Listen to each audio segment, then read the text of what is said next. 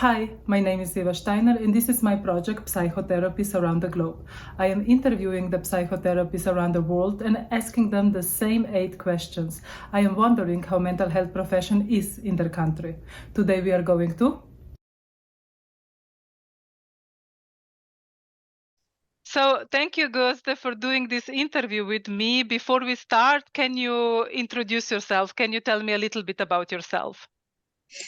Yes, thank you for being the host for this today. So my name is Gözde Nalçacı.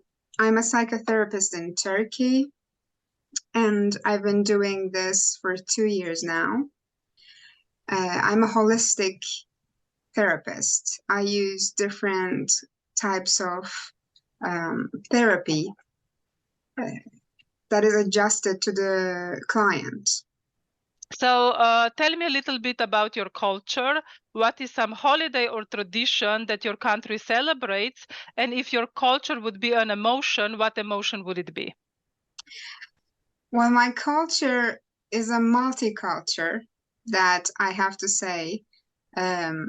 It's most of the people here are Muslims, and religion is a very big part of the culture. But also Turkey is positioned in between Europe and East, and it's really a mix in here. People could be more Western or more Eastern. It really depends. I can't say this is what Turkish culture is. It's really a mixture. I can talk about the holiday of sacrifice, the sacrifice feast. Okay, interesting. It's one of the Islamic holidays, and it comes from the prophet Abraham, who showed obedience to God by agreeing to sacrifice his son. And then God sends him a sheep to be sacrificed instead his son. And it's a holiday that lasts 4 days. On the first day of the holiday, men of each family goes to pray in the morning, and then they go do the sacrifice. They cut the sheep or whatever it could be a cow or sheep or something like that, and they share the food with the poor. And people go visit their families. They're wearing really their nicest clothes, and families are expecting for their sons or daughters and grandchildren to come visit them. There's a hierarchy. The youngest people in the family has to go to the oldest first, and then they go back to the oldest, and it's like a circulation, like a circle. Yeah. So it's like an opportunity to unite with the family. But nowadays, some people use it as a 4-day vacation and go somewhere else. Some families are fine with it. Some families are really upset, like, where is our old tradition? Yeah, that's one of the holidays in Turkey. Such a nice tradition. Mm-hmm. And regarding the emotion, how would you? Well, the first thing that came to my mind is sadness, to be honest. Yeah, sadness, depression. And the second would be anger, I guess. I guess what I'm noticing in Turkish people is they kind of feel guilty about feeling happy and putting themselves first. They're like, this and this happened to me, poor me mentality. I see it widely. And the series on the television, they're all drama. The songs are all drama, and the news are all drama, So people tend to be more sad than happy. But when you say poor me mentality, you mean like from the victim perspective, it's go that far, or? Well, I would say it's different for everyone, but it can go to victim mentality easily. Yeah. And anger, you said, it comes from this depressive sadness state, or is a separate emotion for you in this description? What I'm observing is people are really having difficulty protecting their boundaries. They don't even know what boundaries are, most of the people. And so they're like, I must be nice, I must be hospitable. Like Turkish people are really hospitable. But what they're actually doing is they're suppressing their emotions. They're suppressing their anger or disappointment and such. And then suddenly they come to a point of exploding, like, what the hell? You know? Yeah. Yeah. Would you say they are realizing they are suppressing it or not yet?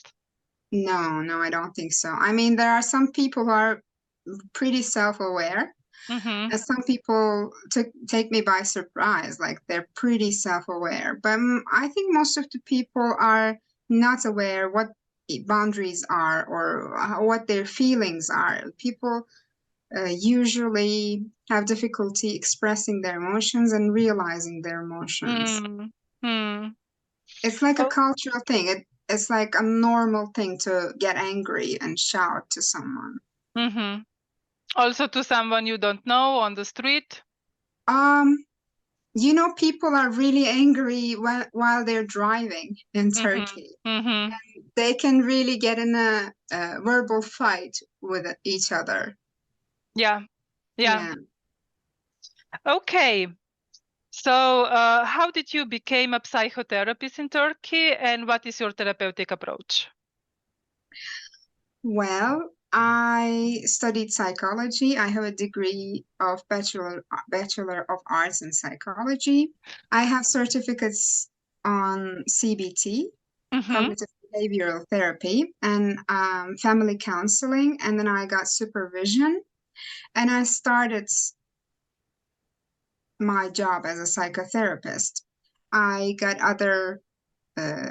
completed other courses and got other certificates as well, like sexual therapy, regression therapy, family constellations, emotional freedom technique, and etc.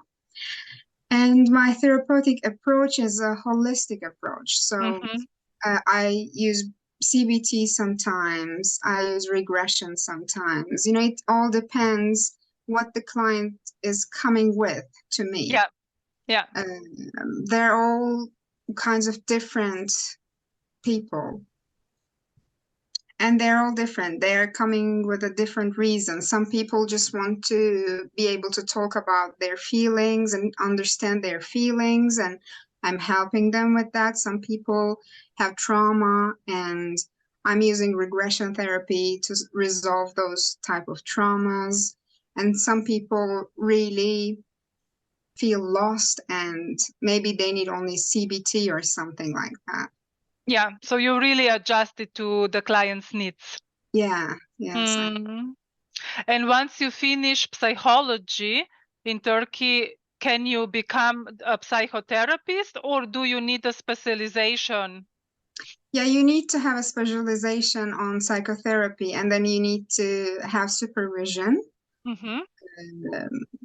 Yeah, but it's not very well regulated, but there are some steps you need to take. You know, only the license of psychology isn't enough. Okay. And is there any law for a psychotherapy in Turkey? Well, the law regulations are not very good. I mean, there are some regulations. You need to have some certificates that are government approved, or you need to do your master's degree or something like that. But I mean, there are a lot of people who are doing this without even studying psychology. And I think that should be fine, because some people who are very well educated, they do their doctorate degrees or whatever, and then they have their own problems and they can't really help the clients. So there are people who are coaches who does coaching, but it's what it really is psychotherapy. Mm-hmm. Mm-hmm. And there are really people who are doing their job really well. In every area, in every title, you can find someone who's doing their job good Yeah. and bad. So people tend to look at the titles and look at the history of the education of the therapist. But that usually doesn't work Mm-hmm. because education is not enough to become a good therapist. Yeah. Yeah. So tell me a little bit how society looks upon psychotherapy or any psychological help. Well, it looks like everybody is okay with psychotherapy now. Okay. However, people are really showing resistance towards going to therapy themselves. Everyone is talking like, oh, it's a very natural thing. You know, you go to a doctor when you have symptoms physically. So why wouldn't you go to a therapist for having mental symptoms? But when it comes to them, they're like, oh, I don't need it. You know, let me wait until I'm burdened enough so that I can push myself to go to therapy. And some people, even psychotherapists themselves, or even psychology students or psychologists, they're coming to me and they're like, it took me a lot of courage to come here. So they really, majority comes the last minute.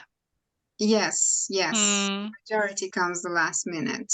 I also see foreigners, and the majority of them, I mean, I think half of them come at the last minute, but half of them are like, I want to figure out what is going on. I want to work on my traumas. You know, I want to set my mind straight or something like that. But Turkish people are usually coming at the last point. Mm-hmm. Are there any differences regarding openness among younger generations and older generations, or bigger city, smaller city?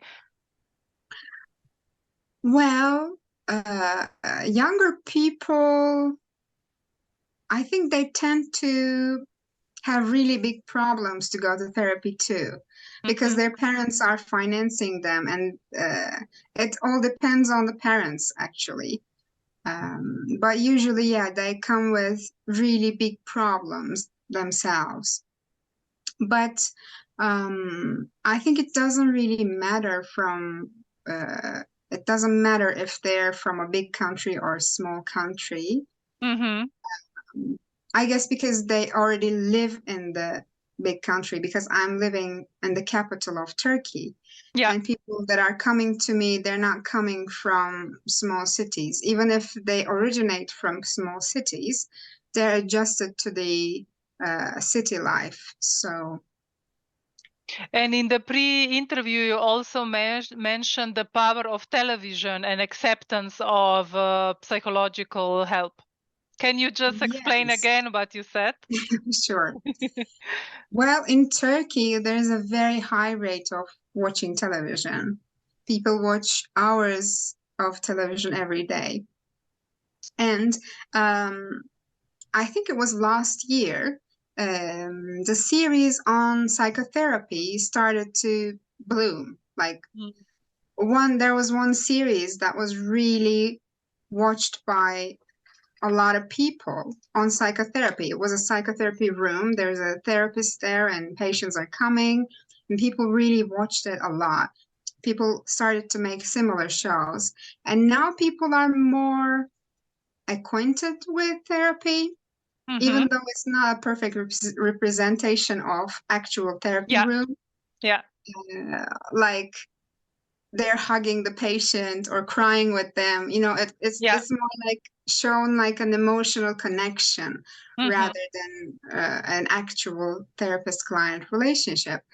But people are starting to get warmer to the idea of going to therapy because of that too, maybe. Yeah.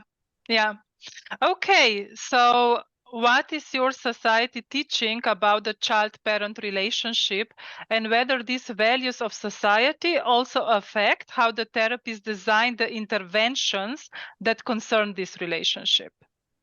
Okay, well, again, Turkey is a multicultural country, Yeah. and it depends how they were raised. You can find very Western people in Turkey and very Eastern people in Turkey, I mean, culturally. And some people, their families are like, you can't talk badly about them, you know, family comes first. You have to act according to your family. I mean, most of the people feel like they have to act according to their family. It like they feel like you have to sacrifice your own beliefs, desires, and needs to be more accepting in the family by your parents. Because most of the parents feel like, you know, you're my property. I made you, and I know what's best for you. And I think you better do this. You know, if you want to go your own way, fine. But I will approve you better if you listen to me. But some parents are not like that. Some children feel like, okay, these are my parents, but I'm my own person. You know, I can do whatever I want and they would be fine with it. It really depends on who the client is. But Yeah, mostly, it's a huge country, huh? So it's hard to yes, generalize. Yeah. yes. But in general, family is important, but not like too traditional.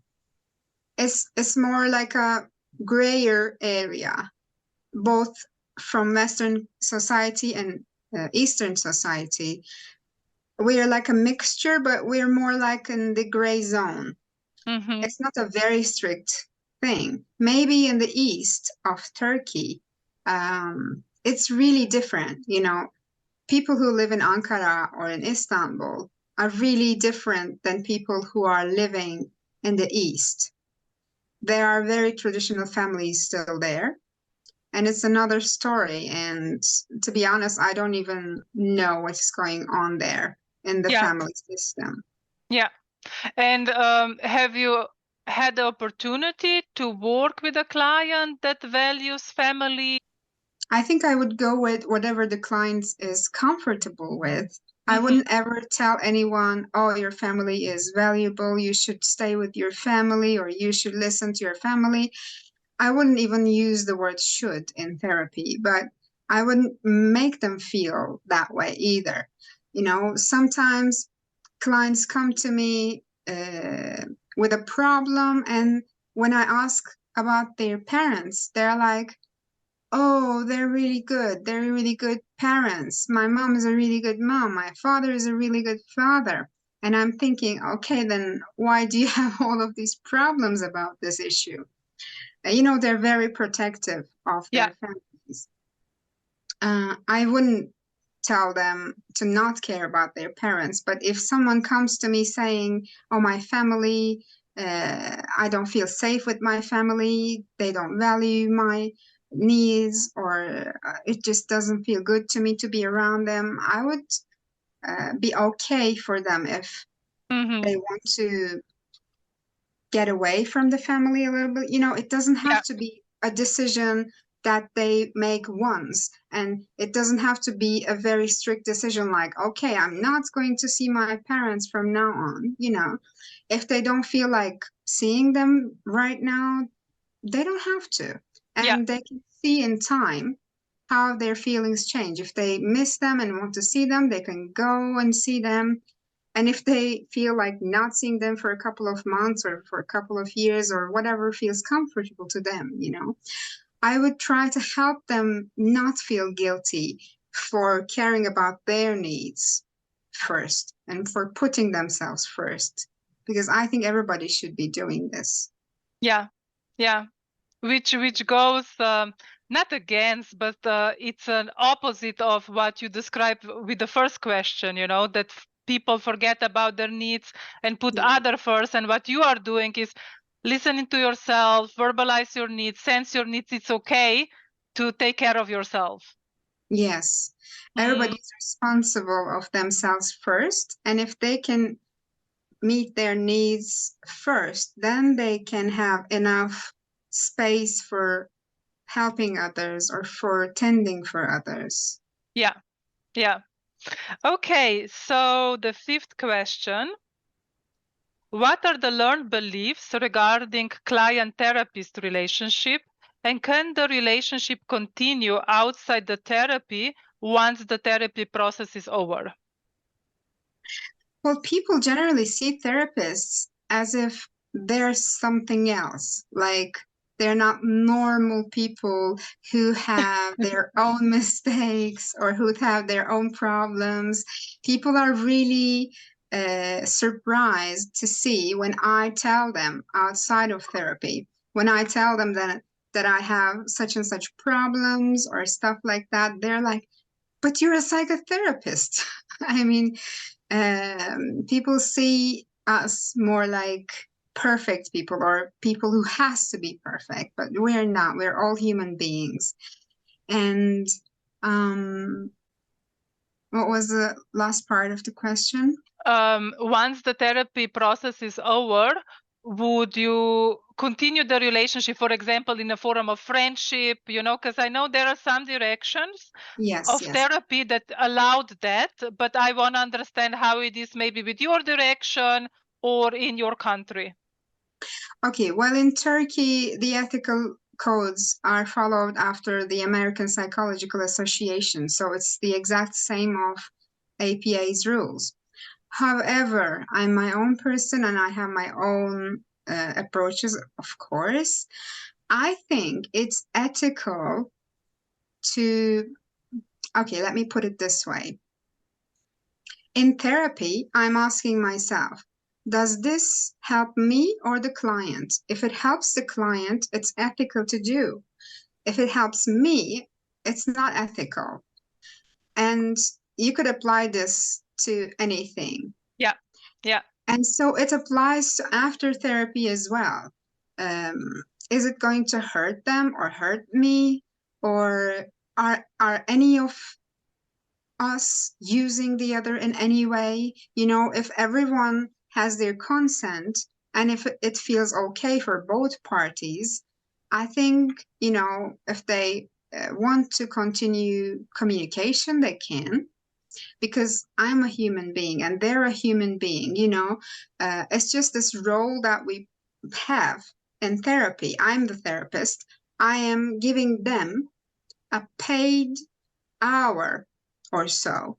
So I have to be there for them. I have to be the help for them. I shouldn't benefit from the therapy.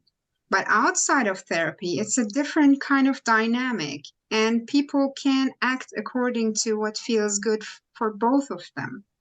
That's what I think. And do you maybe know what are the rules that are the same as in the States? Yeah. That it's also applied to Turkey. Do you maybe know them? In this regard, it's forbidden to form a sexual or romantic relationship with your client during or after the sessions. Yeah. Okay. Is supervision a must in your country? Yes, it is. It is a must. To start doing therapy, you need to have supervision. Do they check, or you do it, like... They don't check it. They don't check it, yeah. No. You could easily act like a therapist here in Turkey, even if you don't have any kind of education. There are people like that. Sometimes we hear about it. They don't really check it strictly. But yeah, you have to have supervision. Is there any ethical body? Yes. If somebody reports you, you will be checked for sure. Like what kind of body that it's supervised that? To be honest, I don't know. If a client wanted to report someone, I don't know where they would report it to. Okay. Maybe police, or there's a psychological association in Turkey. They could report Okay. it to them. Yeah. Okay. What are the most common complaints that the client comes to therapy for? Well, again, it depends, but the most common is, I think, anxiety. And the second would be depression.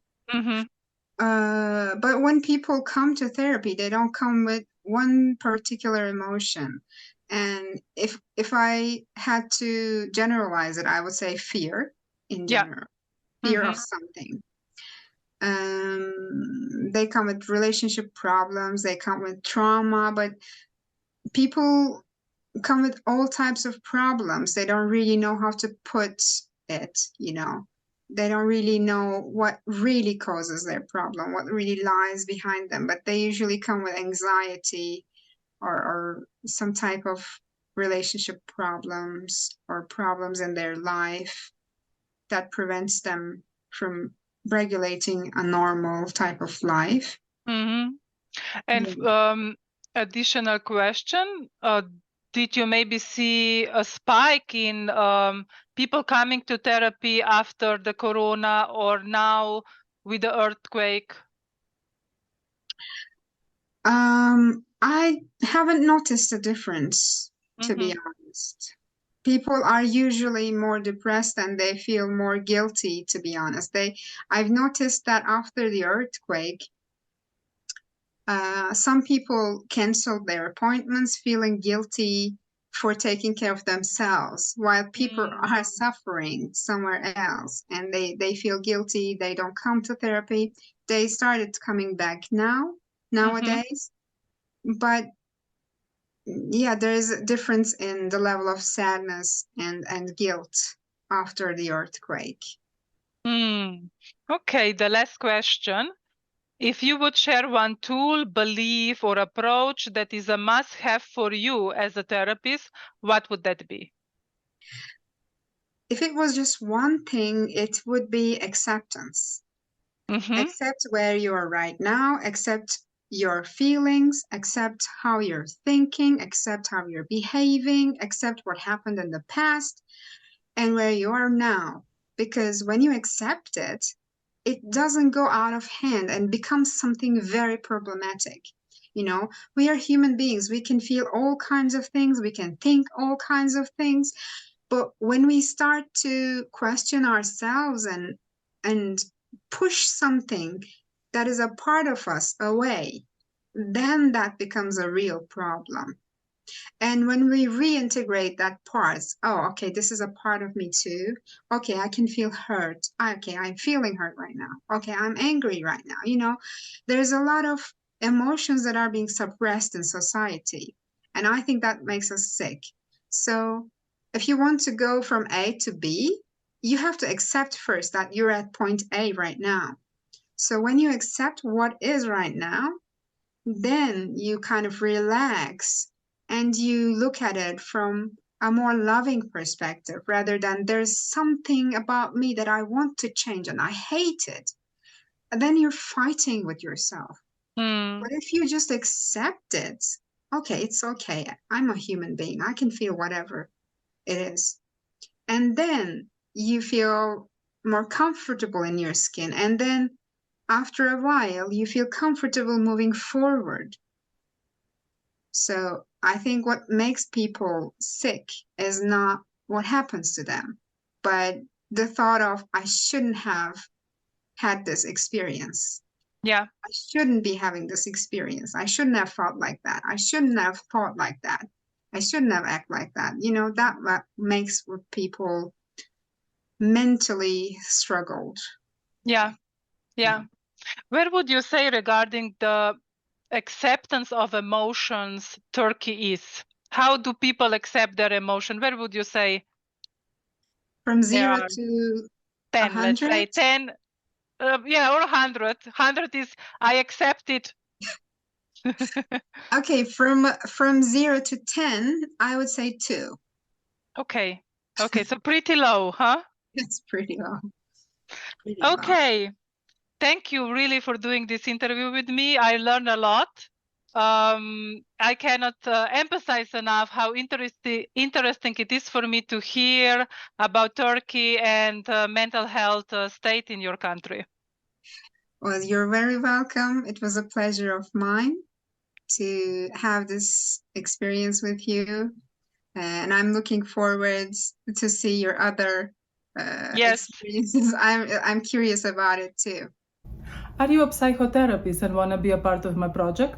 Feel free to contact me through my webpage. Thank you for listening.